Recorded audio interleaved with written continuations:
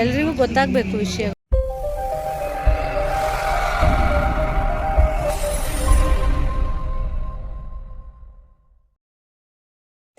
Hi hello ಸ್ವೀಟಾರ್ಟ್ಸ್, ಎಲ್ಲ ಹೇಗಿದ್ದೀರಾ? ಚೆನ್ನಾಗಿದ್ದೀರಾ ಅಂತ ಅಂದ್ಕೊಳ್ತಾ ನಂದು ಸೆಕೆಂಡ್ ಡೇ ಪಾದಯಾತ್ರೆದು ಸ್ಟಾರ್ಟ್ ಆಗ್ತಾಯಿದೆ. ಬೆಳಗ್ಗೆ ಎದ್ದಿದ್ದು ನಾವು ಬೇಲೂರು ಟೆಂಪಲ್ ಮುಂಭಾಗ ಮಲಗಿದ್ವಿ. ಸೊ ಅಲ್ಲಿಂದ ಜರ್ನಿ ಸ್ಟಾರ್ಟ್ ಆಗೋದು ಸೆಕೆಂಡ್ ಡೇದು. ಎಲ್ಲಿ ಹೋಗಿ ನಿಲ್ಲುತ್ತೆ ಅಂತ ಗೊತ್ತಿಲ್ಲ, ಬಟ್ ಸ್ಟಾರ್ಟ್ ಆಗ್ತಾ ಇರೋದು ಮಾತ್ರ 2 ಗಂಟೆ ರಾತ್ರಿಯಿಂದ ಸ್ಟಾರ್ಟ್ ಆಗ್ತಾಯಿದೆ. ಸೊ ಎದ್ದು ಕೂತ್ಕೊಂಡಿದ್ದೀವಿ ಇವಾಗ. ಇಲ್ಲಿ ಸ್ವಲ್ಪ ಮುಖಕ್ಕೆ ನಲ್ಲಿ ಹತ್ರ ನೀರು ಹಾಕ್ಕೊಂಡಿದ್ದೀನಿ ಅಷ್ಟೇ, ನಾನು ಇನ್ನೇನು ಫ್ರೆಶ್ ಅಪ್ ಆಗಿಲ್ಲ. ಸೊ ಎದ್ದು ನೋಡಿ ಕಣ್ಣೆಲ್ಲ ಪ್ಲ ಅಂತ ಬಿಡ್ತಾಯಿದ್ದೀನಿ ಅಷ್ಟೇ. ಇದು ಬೇಲೂರು ದೇವಸ್ಥಾನ, ನೀವೇ ನೋಡಿರ್ತೀರ, ಇದ್ರ ಮುಂಭಾಗನೇ ಮಲಗಿದ್ದಂಥದ್ದು ನಾವುಗಳು. ಸೊ ಯಾವ ಥರ ಸೆಕೆಂಡ್ ಡೇ ಹಾರಿಬಲ್ ಆಗಿರುತ್ತೆ ಗೊತ್ತಿಲ್ಲ. ಆಲ್ರೆಡಿ ಕಾಲಂತೂ ನೋವ್ತಾ ಇದೆ, ಒಂದು ಕಾಲು ಬೆಂಡ್ ಆಗ್ತಾಯಿದೆ ನನಗೆ. ಸಮತಟ್ಟಾದ ಜಾಗದಲ್ಲಿ ಅಷ್ಟೊಂದೇನು ನೀ ಪೇಯ್ನ್ ಎಲ್ಲ ಬಂದಿಲ್ಲ ನನಗೆ. ಬರೀ ಫುಟ್ಟಲ್ಲಿ ಪಾದದಲ್ಲಿ ಸ್ವಲ್ಪ ಗುಳ್ಳೆ ಆಗಿದೆ, ಹಾಗೆ ನೋವು ಬರ್ತಾಯಿದೆ. ಆಮೇಲೆ ಆಚೆ ಆಚೆ ಆಗಿ ನಾನು ಒಬ್ಬಳೇ ಆಗಿಬಿಟ್ಟೆ. ನಡೆಯೋಕ್ಕೂ ಆಗ್ತಾಯಿಲ್ಲ, ಓಡೋಕ್ಕೂ ಆಗ್ತಾಯಿಲ್ಲ. ಅಷ್ಟು ಕಷ್ಟ ಅಂದರೆ ಕಷ್ಟ ಆಗ್ತಾಯಿದೆ. ಸ್ವಲ್ಪ ಹಿಂದೆ ಉಳ್ಕೊಂಡ್ರು, ಮುಂದೆ ಹೋಗೋರು ಹೋದರು. ನಾನೊಬ್ಬಳೇ ಒಂದು ನಿಯರ್ಲಿ ಸ್ವಲ್ಪ ದೂರ ಒಬ್ಬಳೇ ಹೋಗಿದ್ದೀನಿ ಅಂತಲೇ ಹೇಳ್ಬೋದು. ಡೇ ಆಗಿರೋದ್ರಿಂದ ನನಗೇನು ಭಯ ಆಗ್ತಾ ಇರಲಿಲ್ಲ. ಸೊ ಇನ್ನು ಪಾದಯಾತ್ರೆ ಅಂತಲೇ ಬಂದಾಗಿದೆ. ನಮಗೆ ಎಲ್ಲರನ್ನೂ ಕಾಯ್ಕೊಂಡು ಕೂತ್ಕೊಂಡು, ಆಮೇಲೆ ಅವರು ನಮ್ಮನ್ನು ಕಾಯಬೇಕು ಅಂತ ಎಕ್ಸ್ಪೆಕ್ಟೇಷನ್ ಇರಬಾರ್ದು. ಬಿಕಾಸ್ ಏನಕ್ಕೆ ಅವರು ಫಾಸ್ಟಾಗಿ ನಡೀತಾರೆ, ನಾವು ಸ್ಲೋಗಿ ನಡಿತೀವಿ. ಆ ಥರದ್ದೆಲ್ಲ ಸ್ವಲ್ಪ ಕೆಲವೊಂದೊಂದು ಸಿಚುವೇಶನ್ಸ್ ಇರುತ್ತೆ. ಹಾಗಾಗಿ ನಾವು ಯಾರನ್ನು ಯಾವಾಗಲೂ ಹೊಣೆ ಮಾಡಬಾರ್ದು. ನಮ್ಮ ಶಕ್ತಿ, ನಮ್ಮ ಅನುಗುಣವಾಗಿ ನಾವು ಪ್ರಿಪೇರ್ ಆಗಿರಬೇಕು ಅಂತ ಅಂದ್ಕೊಂಡೆ ಅಲ್ಲಿ. ಸೊ ಹೊರಟಿದ್ದೀನಿ ನಾನು. ಎಷ್ಟು ದೂರ ಆಗುತ್ತೆ, ಎಷ್ಟು ದೂರ ಹೋಗಬಹುದು ಅನ್ನೋದು ಗೊತ್ತಿಲ್ಲ. ಒಟ್ಟು ಒಂದು ಡೆಸ್ಟಿನೇಷನ್ ಏನಿದೆ ಅದನ್ನು ಮುಟ್ಟಬೇಕು ಅಂತ ಮನಸ್ಸಲ್ಲೇ ಅಂದ್ಕೊಂಡಿದ್ದೀನಿ. ಸೊ ಮುಟ್ತೀನಿ ಅಂತ ಅನಿಸುತ್ತೆ.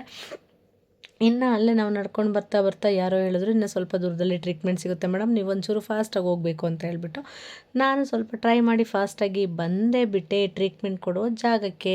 ನೋಡಿ ಇವಾಗ ಕಾಲಿಗೆ ಫುಲ್ಲು ಟ್ರೀಟ್ಮೆಂಟ್ ಆಗ್ತೈತೆ. ಏನು ಗುಳ್ಳೆ ಇದೆಯಲ್ಲ ಅದಕ್ಕೆಲ್ಲ ಸಾಲ್ಟ್ ವಾಟರ್ ಕೊಟ್ಟಿದ್ದಾರೆ, ಸಾಲ್ಟ್ ಆ್ಯಂಡ್ ಟರ್ಮರಿಕ್ ವಾಟರ್ ಕೊಟ್ಟಿದ್ದರು.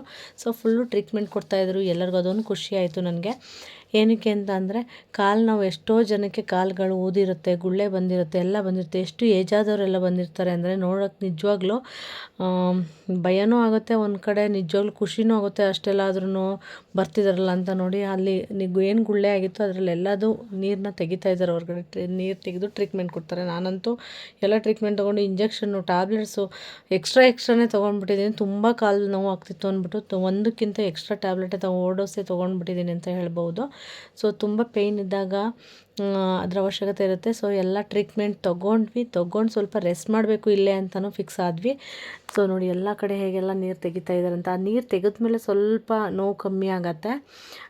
ನಾನು ಸ್ವಲ್ಪ ಹಿಂದಿನ ದಿನ ನೈಟೇ ಸ್ವಲ್ಪ ಪ್ರಿಕ್ ಮಾಡಿಬಿಟ್ಟು ಬಿಟ್ಬಿಟ್ಟಿದ್ದೆ. ಅಲ್ಲಿ ಸ್ವಲ್ಪ ನೀರು ಹೋಗಿತ್ತು.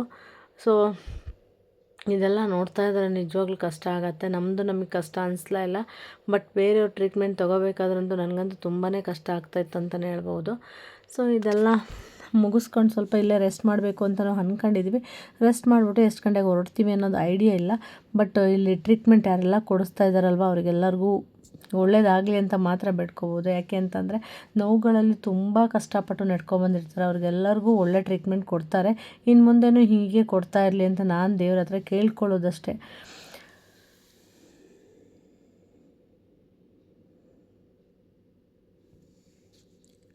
ಈ ಮೆಡಿಕಲ್ ಕ್ಯಾಂಪ್ ಅರೇಂಜ್ ಮಾಡಿದ ಸ್ಥಳ ಮೂಡಿಗೆರೆ ಅಂತಲೇ ಹೇಳ್ಬೋದು. ಮೂಡಿಗೆರೆಯಲ್ಲಿ ಮೆಡಿಕಲ್ ಕ್ಯಾಂಪ್ ಪ್ರತಿ ವರ್ಷ ಇರುತ್ತಂತೆ.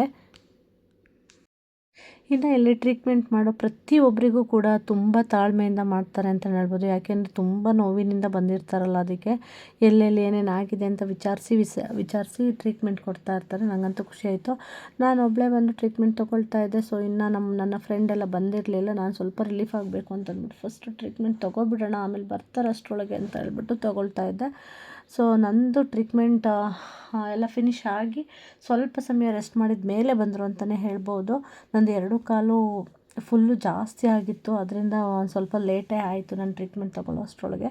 2 ಕಾಲಿಗೂ ಟ್ರೀಟ್ಮೆಂಟ್ ತೊಗೊಂಡು ಬ್ಯಾಂಡೇಜ್ ಹಾಕಿಬಿಟ್ರು. ನಾನು ಬ್ಯಾಂಡೇಜ್ ಹಾಕಿರಿ ಸ್ವಲ್ಪ ಸಮಯ ಇಟ್ಕೊಂಡು ಆಮೇಲೆ ತೆಗೆಯೋಣ ಅಂತ ಅಂದ್ಕೊಂಡು ಬ್ಯಾಂಡೇಜ್ ಹಾಕಿಸ್ಕೊಂಡೆ. ಏಕೆಂದರೆ ಬ್ಯಾಂಡೇಜ್ ಇದ್ದರೆ ನಡೆಯೋಕ್ಕೂ ಕೂಡ ಕಷ್ಟ ಆಗುತ್ತಲ್ವ, ಸ್ವಲ್ಪ ಉಜ್ಜಿಬಿಡುತ್ತೇನೋ ಅನ್ನೋ ಭಯನೂ ಇತ್ತು. ಬಟ್ ಹಾಕೊಳ್ಳಿಲ್ಲ ಅಂತಂದರೆ ಮೆಡಿಸನ್ ಕೂಡ ಬೇಗ ಹೊಟ್ಟೋದ್ರೆ ಮತ್ತೆ ಪೇಯ್ನ್ ಸ್ಟಾರ್ಟ್ ಆಗುತ್ತೆ. ಅದು ಭಯ ಇದು ಭಯ ಎರಡು ಭಯ ಒಟ್ಟೊಟ್ಟಿಗೆ ಮಿಕ್ಸ್ ಆಗಿತ್ತು. ಬಟ್ ಏನಾದರೂ ಆಗಲಿ ಅಂತ ಅಂದ್ಬಿಟ್ಟು ಬ್ಯಾಂಡೇಜ್ ಇರಲಿ ಅಂತ ಹೇಳ್ಬಿಟ್ಟು ಹಾಕಿಸ್ಬಿಟ್ಟೆ ನಾನು. ಆಮೇಲೆ ಬೇಕಾದ್ರೆ ತೆಗೆದ್ರೆ ಆಯಿತು ಅಂತ ಅಂದ್ಬಿಟ್ಟು. ಏನಕ್ಕೆ ಬೆರಳು ಹತ್ರನೇ ನಾವು ಎಲ್ಲಿ ಸ್ಲಿಪ್ಪರ್ ಹಾಕ್ತೀವಲ್ಲ ಅದೇ ಪ್ಲೇಸಲ್ಲಿ ಆ್ಯಕ್ಚುಲಾಗಿ ಆಗಿತ್ತು. ನನಗೆ ತುಂಬ ಕಷ್ಟ ಆಗ್ತಾಯಿತ್ತು. ಬಟ್ ಎಲ್ಲರಿಗೂ ಯಾರೆಲ್ಲ ಟ್ರೀಟ್ಮೆಂಟ ಸ್ಲೋಲಿ ನೀಟಾಗಿ ಸ್ಪಂದಿಸಿ ಕೊಡ್ತಾ ಇದ್ದಾರಲ್ಲ ಅವ್ರಿಗೆಲ್ಲರಿಗೂ ಈ ವಿಡಿಯೋ ಮೂಲಕ ನೋಡ್ತಾ ಇದ್ದರೆ ನೀವೇನಾದರೂ ಬೈ ಚಾನ್ಸು ಥ್ಯಾಂಕ್ಫುಲ್ ಆಗಿರ್ತೀನಿ ನಿಮಗೆ ಅಂತ ಹೇಳ್ತೀನಿ.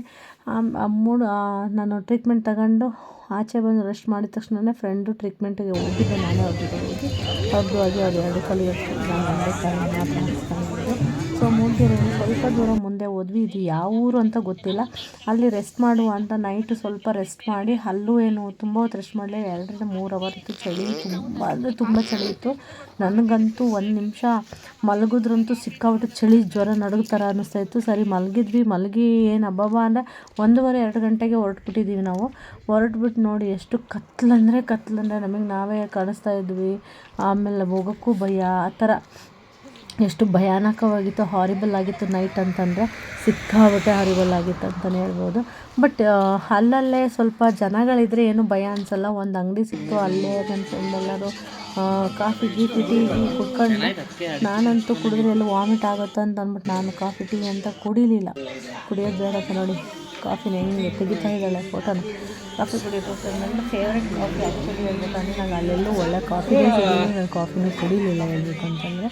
ಸೊ ಅಲ್ಲೆಲ್ಲ ಮುಗಿಸಿದ ಮೇಲೆ ಹೊರಟ್ರೆ ಅಂತ ಹೇಳ್ಬೋದು. ನಾನಂತೂ ಫುಲ್ಲು ಫೇಸ್ ಡಲ್ಲಾಗಿದೆ 2ನೇ ದಿನಕ್ಕಂತೂ. ಏನು ನಗಾಡಿದ್ರೂ ನಗು ಬರ್ತಲ್ಲ. ಬಿಕಾಸ್ ನಿದ್ದೆ ಇಲ್ಲ, ರೆಸ್ಟ್ ಇಲ್ಲ ಸರಿಯಾಗಿ, ಆಮೇಲೆ ಕರೆಕ್ಟಾಗಿ ಪ್ಲೇಸ್ಮೆಂಟ್ ಇಲ್ಲ ಮಲಗೋಕ್ಕೆ. ಹಾಗಾಗಿ ಸ್ವಲ್ಪ ಕಷ್ಟನೇ ಆಗಿತ್ತು ಅಂತಲೇ ಹೇಳ್ಬೋದು. ಇದು ಫಸ್ಟ್ ಇಯರ್ ಆಗಿರೋದ್ರಿಂದ ನಮಗೇನು ಯಾವ ಥರ ಪ್ರಿಕಾಷನ್ಸ್ ತೊಗೋಬೇಕು, ಯಾವ ಥರ ಸ್ಟೆಪ್ ತೊಗೋಬೇಕು, ಎಲ್ಲಿ ಸ್ಟೇ ಆಗಬೇಕು ಅನ್ನೋ ಒಂದು ಐಡಿಯಾ ಕೂಡ ಇರಲಿಲ್ಲ. ಹಾಗಾಗಿ ಸ್ವಲ್ಪ ಕಷ್ಟ ಆಯಿತು ಅಂತಲೇ ಹೇಳ್ಬೋದು. ನನಗಂತೂ ತುಂಬಾ ಕಷ್ಟ ಆಯಿತು. ಯಾಕೆ ಅಂದರೆ ನನಗೆ ಈ ಥರ ಎಲ್ಲ ತುಂಬ ಹಾರಿಬಲ್ಲಾಗೆಲ್ಲ ಹೋಗಿ ಅದೆಲ್ಲ ಕತ್ಲಲ್ಲಿ ಹೋಗಿ ಅಭ್ಯಾಸ ಇರಲಿಲ್ಲ. ಸೊ ನೋಡಿ ಎಷ್ಟು ಡಾರ್ಕ್ ಇದೆ ಅಂದರೆ ನಮ್ಮ ಸುತ್ತ ತುಂಬ ಡಾರ್ಕ್ ಇತ್ತು. ಅದೊಂದು ಭಯ.